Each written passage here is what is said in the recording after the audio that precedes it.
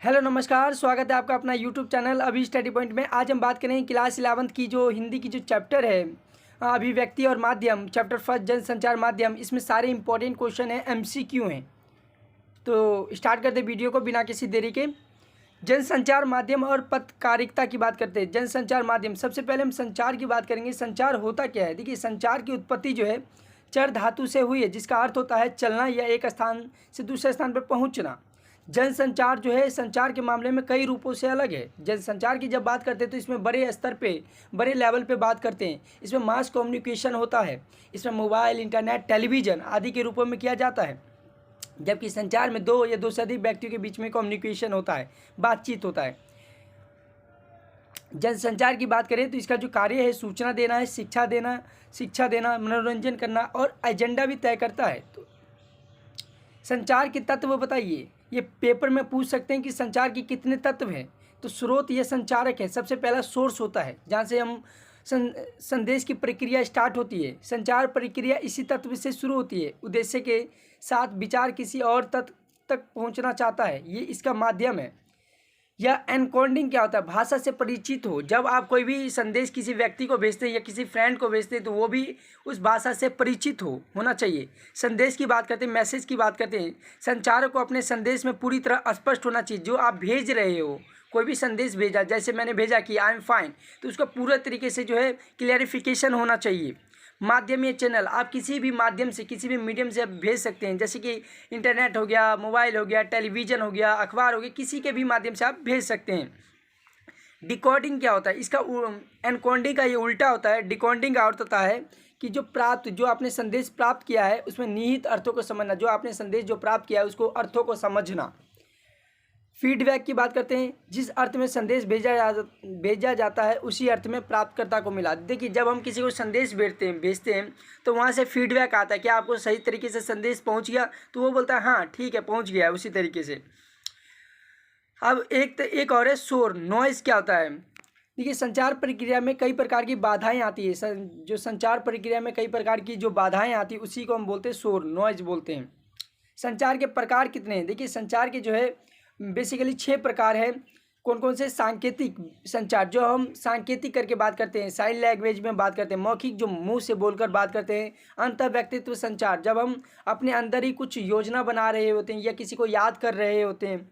अंतर व्यक्तित्व संचार, जब हम दो व्यक्तियों के बीच में बात कर रहे होते हैं। समूह संचार में होता है जब हम दो या दो से अधिक व्यक्तियों के बीच में जब हम बातचीत कर रहे होते हैं उसे हम समूह संचार कहते हैं। जनसंचार में क्या होता है? मोबाइल, टेलीफोन, समाचार पत्र आदि का प्रयोग करके जो है हम एक दूसरे को कम्युनिकेट करते हैं।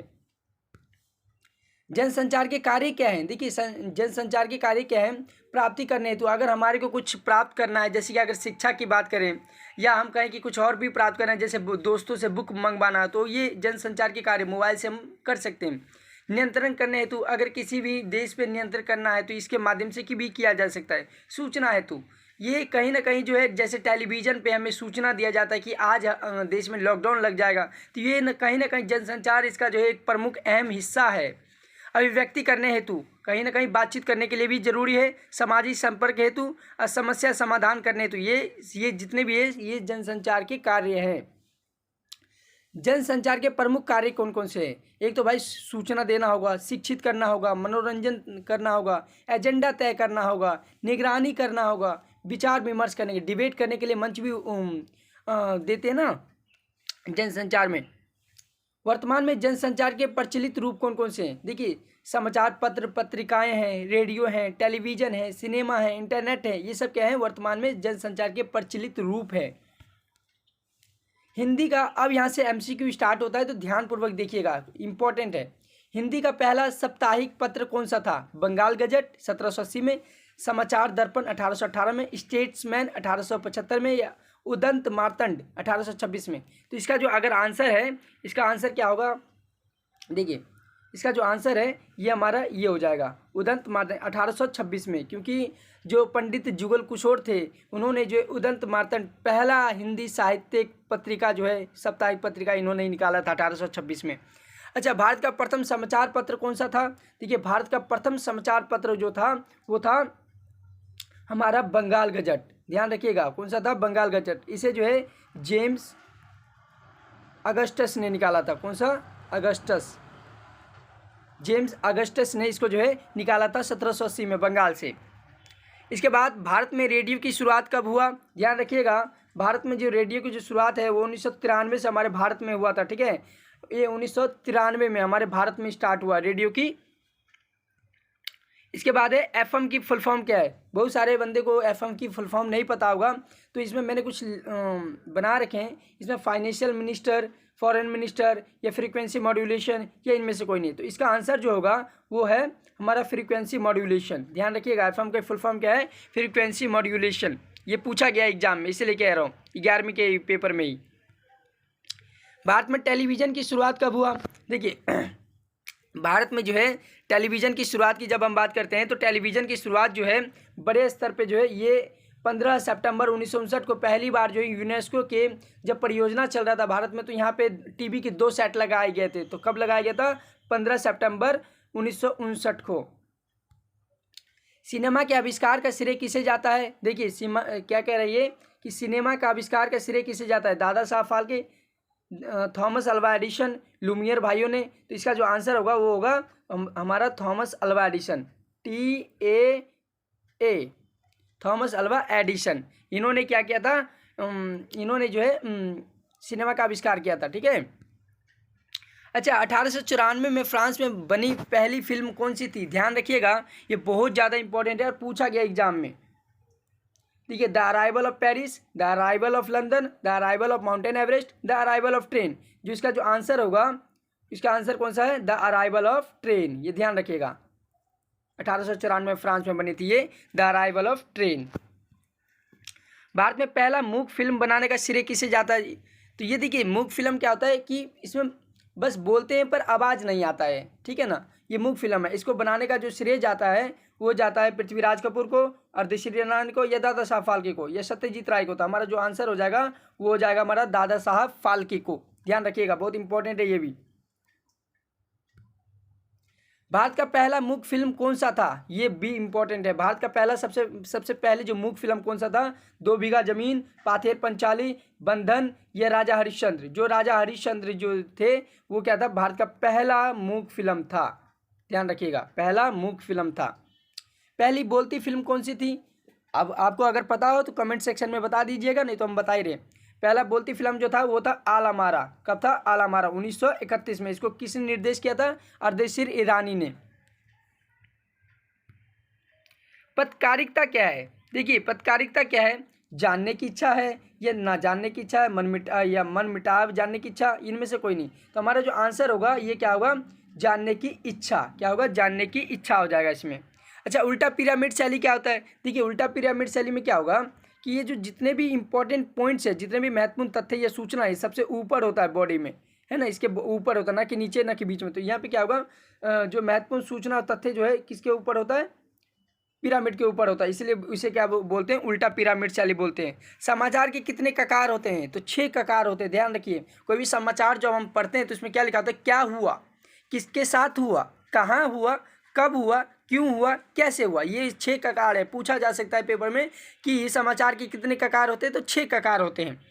अच्छा, वॉचडॉग पत्रकारिता क्या होता है? देखिए वॉचडॉग पत्रकारिता की जब हम बात करेंगे ना, तो इसका जो सबसे अहम इंपॉर्टेंट पॉइंट है वो क्या है? सरकार के कामकाज पर निगाह करना। अगर कोई सरकार जो है गलत कार्य करता है तो उसका जो है पर्दाफाश करना। सरकार के कामकाज पर ये निगाह रखता है।